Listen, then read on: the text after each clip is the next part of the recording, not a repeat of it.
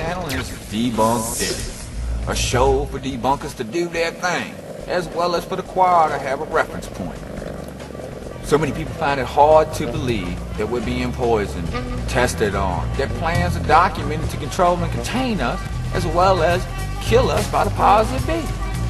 That indeed conspiracies exist, that not everyone who speaks of this is a nut job, or you gotta call yourself a nut job, because everybody believes in conspiracy theories. Everybody has one, whether you're talking about OJ, whether you're talking about 9/11.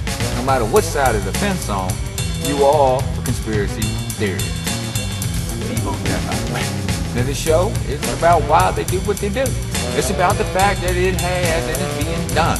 This show won't be covering hours worth of evidence. We will focus on an element or two and keep it simple and to the point. Now all links are going to be provided for this, from declassified documentation to news articles.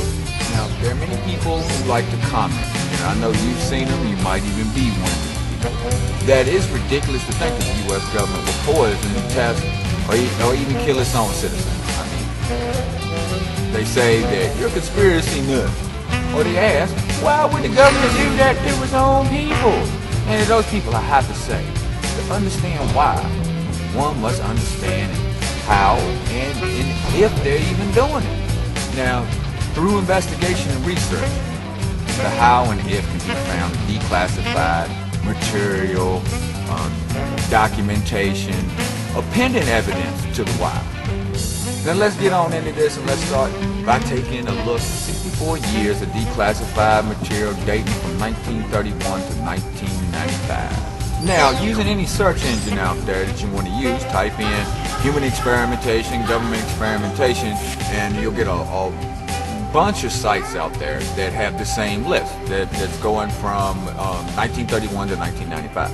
Now, on all of these lists, I went through so many sites that have the same list, but they don't tell where they got this information from. And I kind of got to say that I think that they just got it off another website and then put it on theirs, instead of resourcing this stuff, looking it up and seeing where this information came from. I know it makes it hard to do, but you know, that's just how it is. So what I did was I went through the list, and I just kind of went through and I picked a bunch of ones to cover. And then I researched it. So let's start with 1931. 1931, Dr. Cornelius Rose, under the Rockefeller Institute for Medical Investigation, infects human subjects with cancer cells. And this cat later goes on to establish the U.S. Army Biological Warfare facilities in Maryland, Utah, and Panama. And he is named to the U.S. Atomic Energy Commission. And while there, he begins a series of radiation exposure experiments on American soldiers and civilian hospital patients. 1932, the Tuskegee syphilis study begins. 200 black men diagnosed with syphilis are never told of their illness or denied treatment, and instead are used as human guinea pigs in order to follow the progression and symptoms of the disease. They subsequently die from syphilis, and their families are never told that they could have been treated. 1938, a little psychological experimentation here. The War of the Worlds aired on October 30th over CBS Radio with 6 million listeners. And they presented with a series of simulated news bulletins which suggested that an actual Martian invasion was in progress. Now, some listeners heard only a portion of the broadcast.